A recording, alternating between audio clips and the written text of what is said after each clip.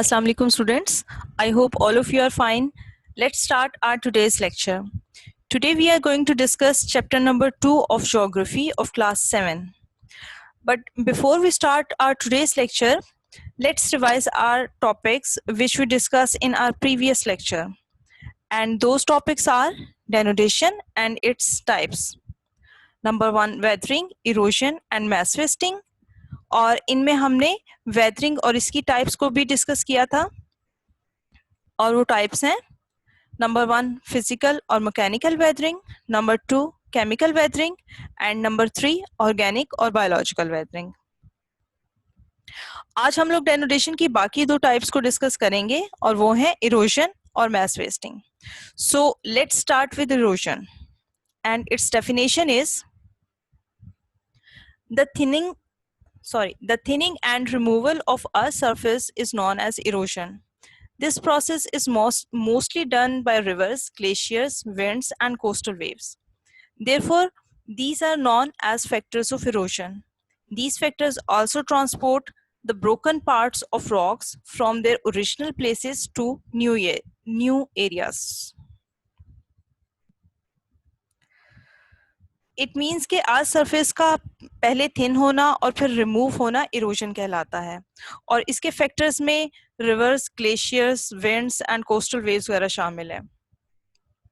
Means in factors की वजह से इरोजन का प्रोसेस होता है और ये फैक्टर्स ना सिर्फ रॉक्स को ब्रेक करते हैं बल्कि इनको ट्रांसपोर्ट भी करते हैं from one place to another place. अच्छा, ये कुछ पिक्चर्स मैं आपके साथ शेयर कर रही हूँ। ये फर्स्ट जो पिक्चर है ये रॉक्स जो ब्रेक हुई हुई है, सॉरी ब्रेक तो नहीं हुई हुई, इरोड हुई हुई है, ये थ्रू विंड हुई हुई है, ठीक है। और ये बाकी जो दो पिक्चर्स हैं ये कोस्टल वेव की वजह से इरोड हुई हुई है। अब हम बात करते हैं एक इरोजन के बारे में, एक और इम्पॉर्टेंट फैक्ट की, और वो फैक्ट ये है कि इरोजन का जो प्रोसेस है वो वेदरिंग और मैस वेस्टिंग के बाद स्टार्ट होता है। इट मीन्स के वेदरिंग के बाद जब रॉक्स वीक हो जाती हैं तो इरोजन के प्रोसेस के जरिए ये वहां से ट्रांसपोर्ट भी हो जाती हैं। अब हम बात करते हैं मैस वेस्टिंग की। तो पहले इसकी डेफिनेशन देख लेते हैं।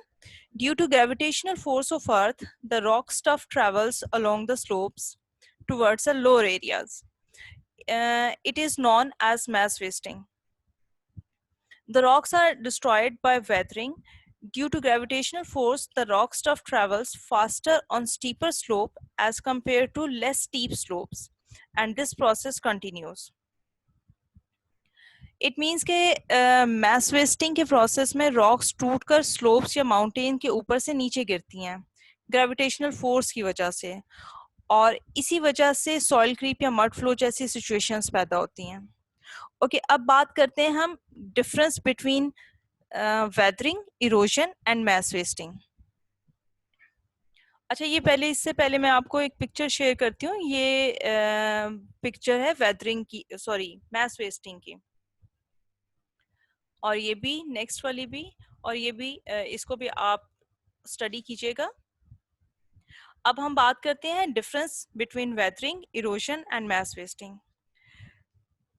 Rocks are only broken down in weathering and are not transferred to any other place. In process of erosion, not only rocks are worn and torn, but also eroded stuff is transferred to other places.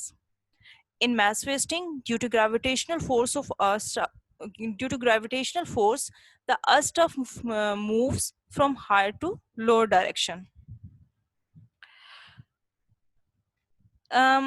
अब इसमें क्या होता है, weathering में जो है rocks break होती हैं लेकिन ट्रांसफर नहीं होती, जबकि इरोजन में ब्रेकेज ऑफ रॉक्स भी होता है और ट्रांसफर ऑफ रॉक्स भी होता है। जबकि मैस वेस्टिंग की अगर हम बात करें तो उसमें रॉक्स ब्रेक तो होती हैं लेकिन उनका ट्रांसफर कहाँ से होता है, from higher to lower areas, यानी ग्रेविटेशनल फोर्स की वजह से।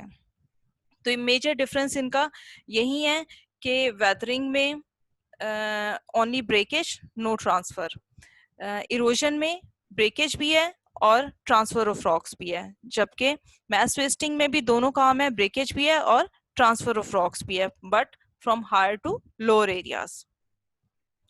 ओके यहाँ पर हमारा ये चैप्टर नंबर 2 कंप्लीट होता है। मींस इसके मेजर टॉपिक्स जैसे कि डेनोटेशन और इसकी टाइप्स को मैंने एक्सप्लेन कर दिया है।